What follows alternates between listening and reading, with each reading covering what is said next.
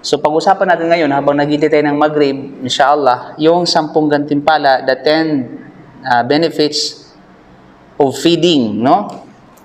10 gantimpala ng pagpapakain sa iba sa Islam. Yan. Ano ba yung gantimpala kapag nagpakain ka? Diba, kahit pa ang pinakain mo ay dates, kahit pa ang pinakain mo ay pandesal, o biscuit, no? Ribisco, ano pa yun? Ano pa mga pagkain? Pagkain ng bata, kalabasa, khubz, parata, di ba? At kung ano-ano pa. Now, isa sa mga gawain na binigyang diin sa Islam ay ang pagpapakain sa ibang tao. Pagpapakain sa ibang tao. At ito ay, of course, yung gantimpala nito ay in-emphasize mismo ng Quran at saka ng Sunnah ng Propeta Muhammad sallallahu alaihi wasallam. Malino nating makikita ito sa paraan na kung saan hinikayat tayo ng Propeta Muhammad sallallahu alaihi wasallam na magpakain, halimbawa ng iftar sa mga Muslim na sa buwan ng Ramadan, at inutusan tayo magbigay ng zakatul fitr para pakainin ng mahihirap sa Eid al-Fitr at ganyan sa Eid al-Adha, no? I-distribute yung mga, sabihin natin, yung mga kinain na karne. Maging sa akika, pag nagpa-akika nga tayo, ang sunnah ay magkuha ka ng portion doon sa kinatay mo para sa akika, para i-distribute sa iba. So lahat ng ito ay nagpapahiwatig sa kainaman ng pagpapakain. Kaya ang pagbabahagi ng pagkain ay isang paraan ng pangangalaga sa mga mahihina at pagsasama-sama ng community. Di ba? So kaya nga, halimbawa yung zakah, ano ba yung objective ng zakah? Bukod sa ito ay paglilinis sa taong merong kakayahan magbigay ng zakah, ito rin ay isang pagsuporta at pagprotekta sa mga mahihina. Diba? Kasi bibigyan mo ng zakah, sa ganun para makabili sila ng kanilang pangailangan, especially ng mga pagkain. Kaya dahil dito, pagsamahin natin sa isang listahan, inshallah, ang mga 10 benefits, no, na makukuha natin sa pagpapakain sa iba. Tulad ng nabanggit sa Quran at saka Sunnah. Okay? So narito mga kapatid yung mga 10 benefits na ito. Kung mahilig tayo magpakain, at gayon din sa mga hindi pa marunong magpakain, magpakain na. Di ba? Kaya manawagan po ako sa mga mabubuti yung puso dyan na magpakain naman. Di ba? So una na benepisyo ng pagpapakain sa iba, magkakaroon ka ng isa sa mga pinakamahusay na katangian sa Islam. Ibig sabihin, kapag nagpakain ka, ma-obtain mo, okay, if you're feeding to your fellow, you will achieve, no, one of the kind and one of the distinguished character, no, that Islam emphasized, na kung saan ito ay binigyan diin ng Islamic. Sinabi ni Abdullah bin Amr radiyallahu anhu, isang lalaki ang nagtanong kay Propeta Muhammad sallallahu alaihi wasallam, ayul Islam khairun? Qala, tut'imu at-ta'am wa taqra'u as-salam ala man 'arafta wa ala man lam ta'rif. Anong mga katangian sa Islam ang pinakamahusay? No, anong katangian sa Islam ang pinakamahusay? Subhanallah, ang sagot ni Propeta sallallahu alaihi wasallam hindi yung katangian na tumulong ka o magbuhat ka ng kanyang mabibigat na mga, kumbaga, mga dalahin, o ano man katulad nito, no? Hindi yung sabihin natin na kayo magkaroon ka ng anumang bagay, kundi sabi niya, ang pakainin mo yung tao. Okay? Ito yung pinakamahusay na katangian sa Islam. Pakainin mo yung ibang tao, batiin mo ang mga kilala mo at mga hindi mo ka kilala. You know? Kaya in other narration, sinabi ni Prophet Sallam said, khairukum man at'ama at-ta'am. Khairukum man at'ama at-ta'am. Ang pinakamabuti sa inyo ay ang nagpapakain sa iba. The best of you is the one who feeds to other person. Mashallah tabarakallah. Ayan po. Kaya mashallah, ito ay magandang balita sa mga mahilig magpakain. 'Di ba? Kaya pag nagpakain kayo, assure na kayo ay merong tinatawag na ganung layunin. Layunin nyo para sa gantimpala for the sake of Allah. Hindi para sa return, ika nga, ng pinapakain ninyo. Kasi kapag yun ang layunin mo, magpapakain ako kasi baka manglilibre ako. Kasi para ilibre nila din ako. Paano kapag hindi ka nilibre? O, di ba? Sumasakit yun. Kasi yung expectation mo, hindi natupad. Di ba? Whereas kapag nanglibre ka dahil sa gusto mo ng reward mula sa Allah, maglibre man sila sa iyo, hindi maglibre, at least andun pa rin yung gantimpala para sa iyo, no? At subhanallah mga kapatid, ang parehong hadith ay nagsasabi ng pinakamahusay na mga katangian na napakasimple. Napakasimple lamang. Magsabi lang ng salam at magbigay ng pagkain sa ibang tao, kahit na ang pagbibigay ng 1 real, kumbaga, sa isang araw para makapagbigay ng tinapay ay sapat na upang mapangalagaan ang magandang katangian ito sa ating sarili. Diba? Kaya, makikita natin, halimbawa, pag lalabas tayo, nakasakay man tayo o naglalakad, minsan may mga lumalapit sa atin na humihingi. Now, merong issue dyan. Could we give him, can we give even 1 real to them? Okay? Kasi ang iniisip kasi natin, nanglilimos sila. Diba? Kasi kapag, halimbawa, yan ang nasa isip natin, kapag nagbigay tayo, parang tinutulungan natin sila na i-promote ang kanilang maling gawain. Kasi mali man sa Islam yung mamuhay ka dito sa daigdig sa pamamagitan ng panlilimos. Ipinagbabawal yan ng Propeta Muhammad sallallahu alaihi wasallam, yung tasaulat. Okay, yung ibig sabihin yung mabubuhay ka, yun lang ikabubuhay mo, yung panghihingi. No? Na nakadepende yung kabuhayan mo sa paghingi sa ibang tao. So bawal yan sa Islam. Maliban lamang kung ito ay kailangan mga kapatid na pwede ka manghingi sa ibang tao kung kinakailangan talaga. Kasi walang duda, yan ay hindi naman ipinagbabawal at bagkus ang Propeta Muhammad kapag mayroon mong humilingi sa kanya, ay binibigyan naman niya. Subalit, kapag halimbawa na yun ang isip mo, maring hindi ka magbigay dahil nga baka ipopromote mo yung kanilang maling gawain.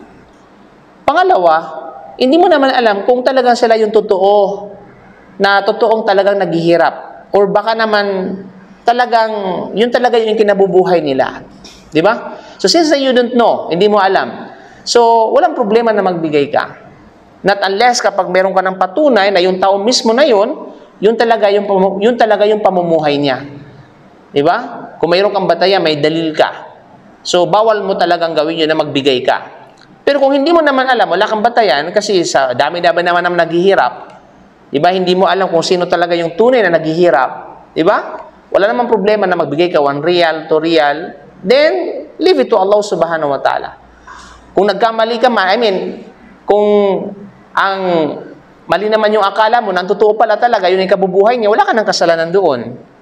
Diba? Ang mahalaga, yung intention mo, na ito ay ginawa mo for the sake of Allah subhanahu wa ta'ala. Okay?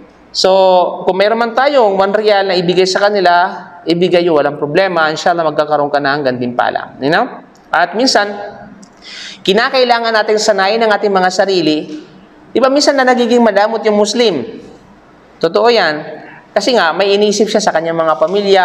Mas priority na yun, yung kanyang pamilya, yung kanyang mga anak, yung kanyang mga asawa. Di ba? Sa dabi-dabi naman ng asawa. Di ba? Yung kanyang mga kapatid, yung mga magulang niya. So, minsan nagiging madamo siya kasi mayroong pinaglalaanan ang kanyang salapi, ang kanyang kayamanan. Na kung saan ay mas priority as mas malapit sa kanyang sarili. Subalit, minsan, hindi naman siguro nakakabawas magbigay ka sa iba ng 1 real.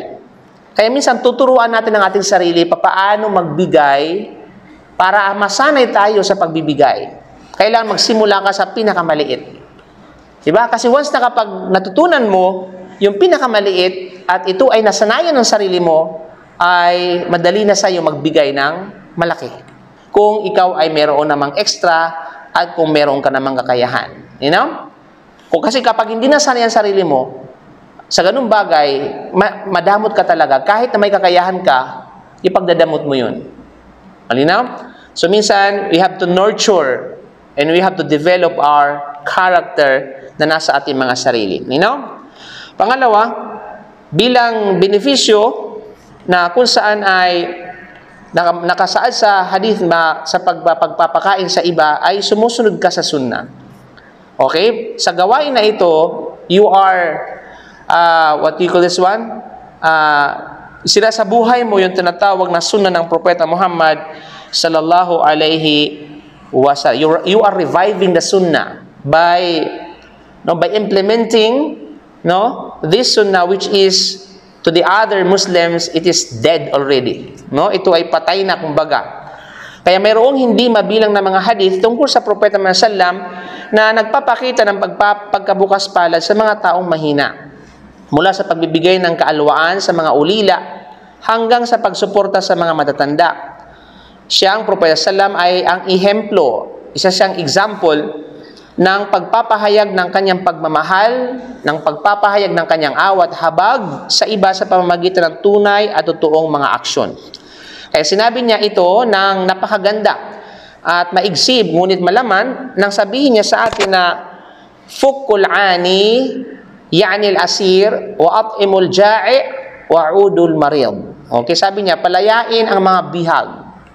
Palayain ang mga bihag, pakainin ang mga nagugutom at dalawin ang mga may sakit.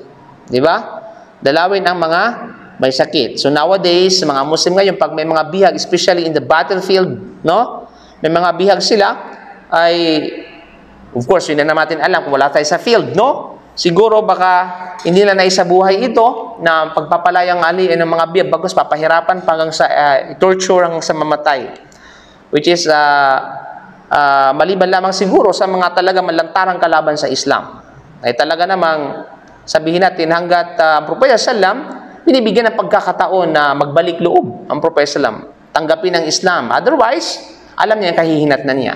Okay? At mismo ginawa niya ang Propeta sallam, mismo mga kamag-anak niya mula sa mga Quraysh, mula sa mga musyrikin, mula sa tribu ng Quraysh. At sa mga gusto namang tanggapin ng Islam, pinapalaya niya ito. Ganun pa man, at ganyan ang pagpapakain ng nangugutom, mga kapatid, sa panampalatayang Islam, nowadays, ibang mga Muslim, bahala ka, mamatay ka sa gutom. Kanya-kanya pa ba? Anani. Sabi ng anani ay sarili lang yung iniisip. Wala siyang pakialam kung ang kanyang kapitbahay, especially sa kapatid niya mga Muslim, ay nakakain na o hindi. Wala siyang pakialam yung katabing kwarto ng kapatid niya sa Islam, makakain o hindi. Ang mahalaga, makakain siya. Diba? Ang mahalaga, mayroon siyang maitabi sa kanyang hapagkainan o kaya sa kanyang kusina. At dalawin ng mga may sakit. So kabilang yun sabihin natin, in-emphasize ang Propeta Muhammad sallam. Kahit makikita natin ang perfectong karunungan na ito sa paggawa, sa sumusunod na hadith, na sinabi ng sallam, inni kuntu nahaytukum an luhumil adahi fawqa thalathin kama tasa'akum faqad ja'a Allahu azza wa jal bil khair faqulu wa tasaddaqu wa dakhiru wa inna hadhihi al-ayyam ayyamu aklin wa syurbin wa dhikrillahi azza wa jal. Ipinagbabawal ko noon sa inyo ang pag-imbak ng karne ng mga kurbani, na mga inialay ng higit sa 3 araw. Dati pinagbawal yan ng Propeta Muhammad sallam sa mga sahaba. Yung, alam mo yon, yung mga, tawag dyan, yung mga kinatay na mga kurban. Ipinagbawal yun na iimbak yun, sa mahigit sa isang mahigit sa 3 araw, upang magkaroon ng sapat para sa lahat. Ngunit ngayon, ang Allah subhanahu wa ta'ala, ang mga pangyarihan at dakila, ay nagkaloob ng sagana sa atin. Kasi nga, limitado lamang yung nila. Limitado lamang yung kanilang karni, kasapagat yung mga hayupan ay limitado. Kaya, siyempre, kailangan ng wise budget para to encompasses sa lahat ng mga, sa loob ng specific na araw at sa lahat ng mga kamusliman.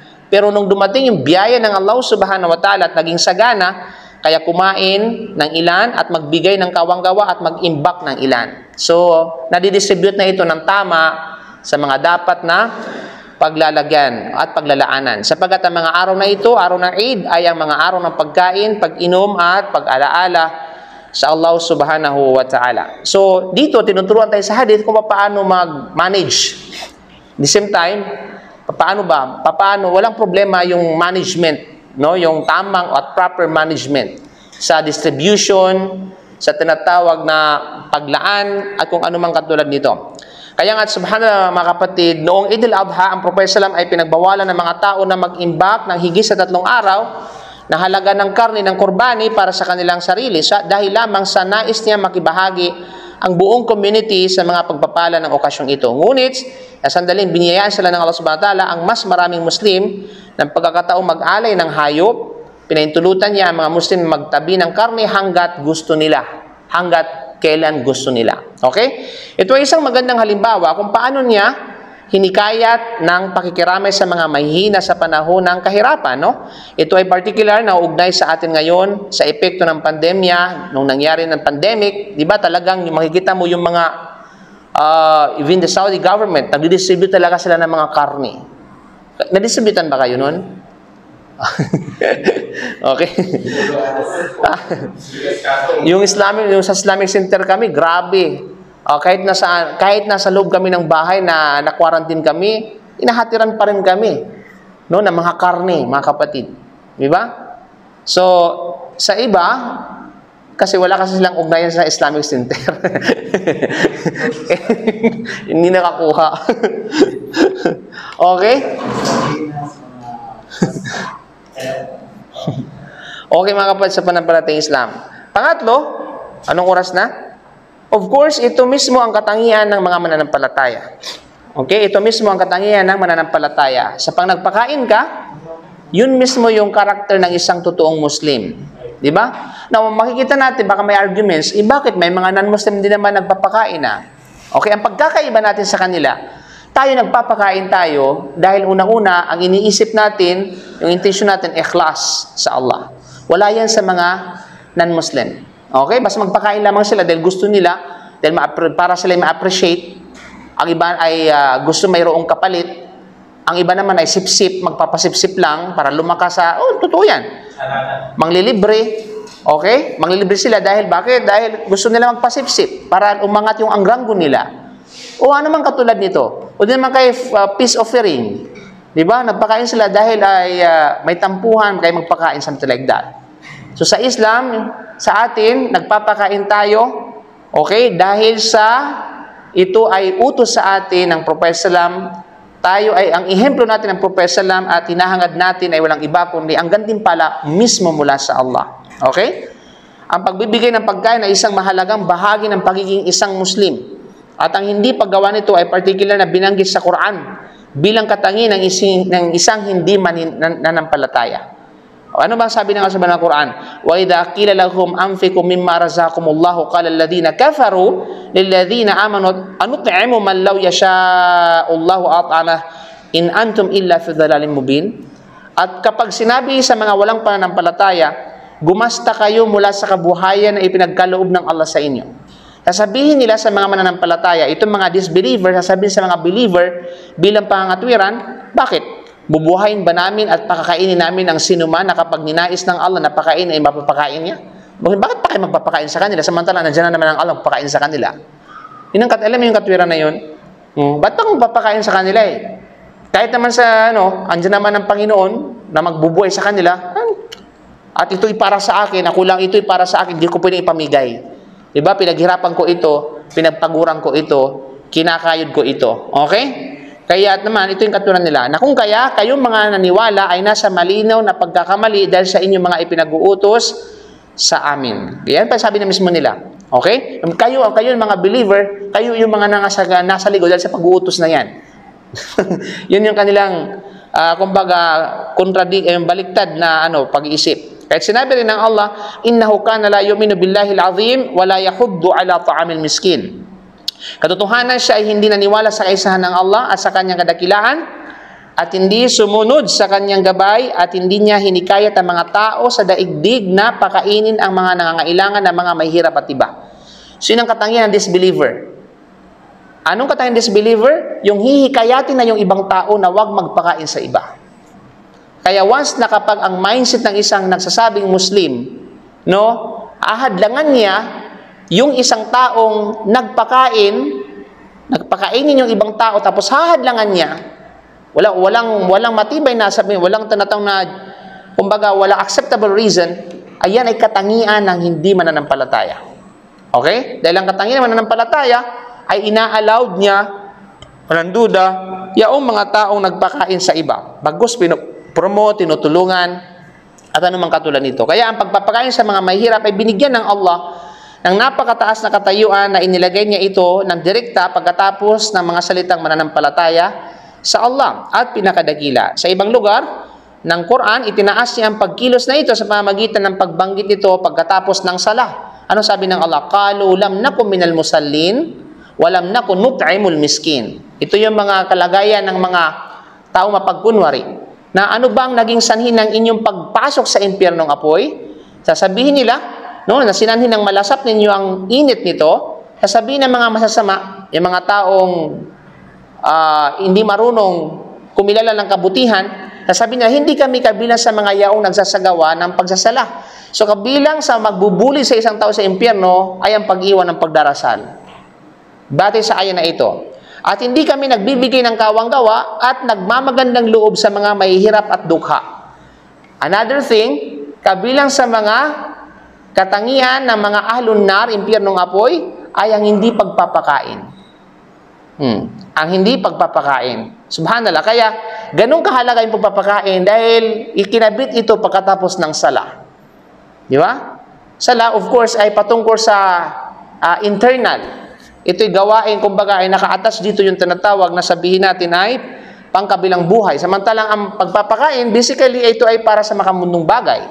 Di ba? Subalit, ganun kahalaga yung pagpapakain na inattach pagkatapos ng sala, mga kapatid. Kaya't ang diwa ng pananampalataya ay ang pakainin ang mga mahihirap. Yun yung essence ng iman. Ito ay lalong mahalaga na pakainin ng ating mga kapitbahay. Okay? Sabi ng salam, laysal mu'min alladhi yashba'u wa jaruhu ja'i'un. Siya ay hindi isang mananampalataya na ang tiyan ay nabusog habang ang kanyang kapitbahay ay nagugutom. Hindi ka totoong mananampalataya, nagpakasasa ka sa barakato. Nagpakasasa ka sa tinatawag na sabihin natin, pagkain, while your kapitbahay, your neighbor, ay gutom. Okay? So, hindi yan ang pagiging totoong kompletong mananampalataya. Bukod dito, iniulat niya Budar, sinabi ng Rasulullah, "Idha amilta markatan fa'akthir ma'aha waghtarif li jiranika minha." O Abu Dhar, kapag nagluto ka ng nilaga o may sabaw, dagdagan mo ng tubig ang sabaw at bigyan mo ang iyong mga kapitbahay. Palanguin mo. No. Okay, ang isda na palanguin mo ang nang maraming sabaw. Okay, nang sa ganun ay meron kang maibahagi sa kapitbahay. Ganun ang propeta naman sallallahu, mga kapatid. So nowadays, napakatipid pa. No? Ang Muslim, ayaw pang ipaamoy sa kapitbahay ang kanyang tinatawag na ano. Sabihin, nakakahiya. Huwag mong ano. So, okay? So, subhanallah, ang Propeta Salam ay nagbigay sa atin ng isang practical na paraan ng pagtupad sa ating obligation bilang mga mananampalataya. Dagdagan lamang ng tubig ang pagkain na ginagawa mo, inuluto mo, yung, especially yung, anong tawag dyan? Sinigang. Okay? So, ito ay nadaragdagan ng baraka. So, the more na, ito pala mga kapatid, sikreto, the more na maraming sabaw, the more na maraming baraka.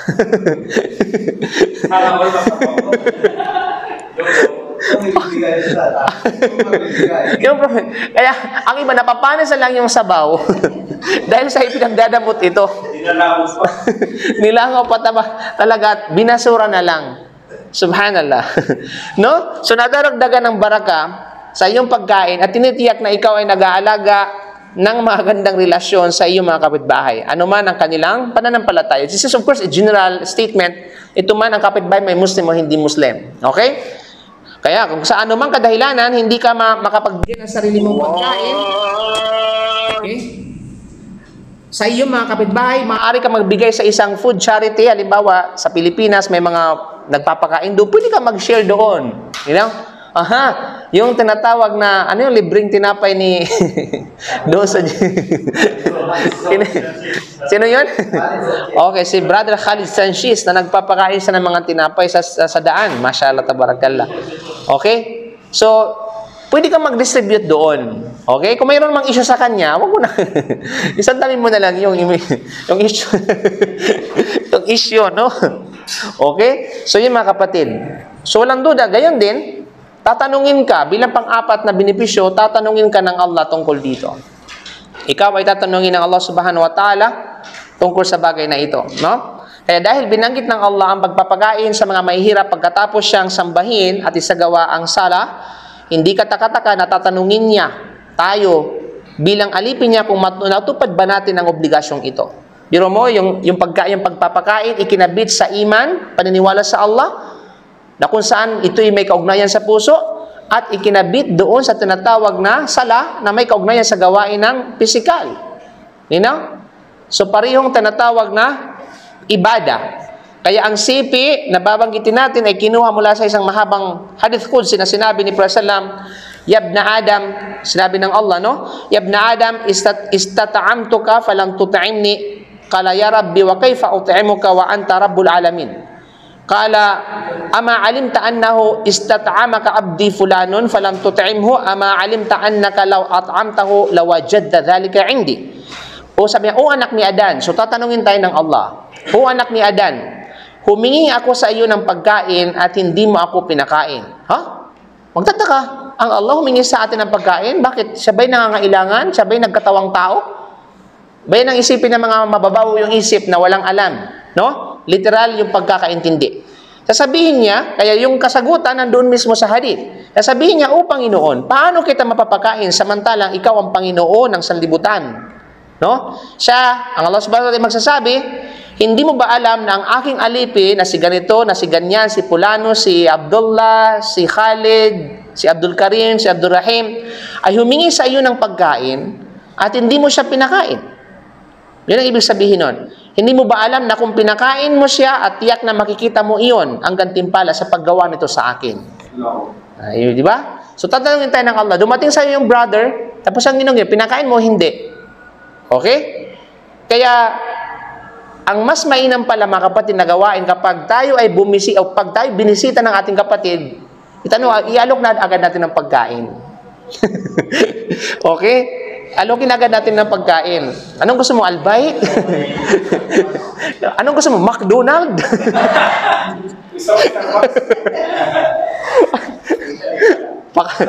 Okay, ay walang personalan to, ha? Okay. Okay, kung pikon ka, ay wala ka, talo ka. So nabanggit sa hadith, sinaway ng Allah subhanahu wa ta'ala ang isang tao sa pamamagitan ng makapangyarihang mga salita na humiling ako sa iyo ng pagkain at hindi mo ako pinakain. Subhanallah mga kapatid, kung isipin natin sa tuwing lalapit sa atin ang isang taong nagugutom, ang Allah subhanahu wa ta'ala humihiling sa atin na pakainin natin ang taong ito. Yan ang ibig sabihin nun. Siya mismo yung humihiling sa atin na pakainin yung taong ito. Tiyak na hindi natin sila maitatalikod. Kung kausapin ka, kung ikaw mismo narinig mo ang Allah at kausapin ka niya, hindi mo talaga kumbaga hindi mo kayang talikdan at hindi mo kayang tanggihan yun. Okay? Kahit na tinapay lang ang dapat natin ibigay sa kanila, hindi tayo magdadalawang isip talaga na gawin niya on. You know? Subalit, sapat ng hadith Prophet sallam na malaman natin ito. Upang sa ganun, alam natin kung ano yung dapat na gawin natin upang sa ganun ay hindi tayo matanungin sa araw ng paghuhukom sa bagay na ito.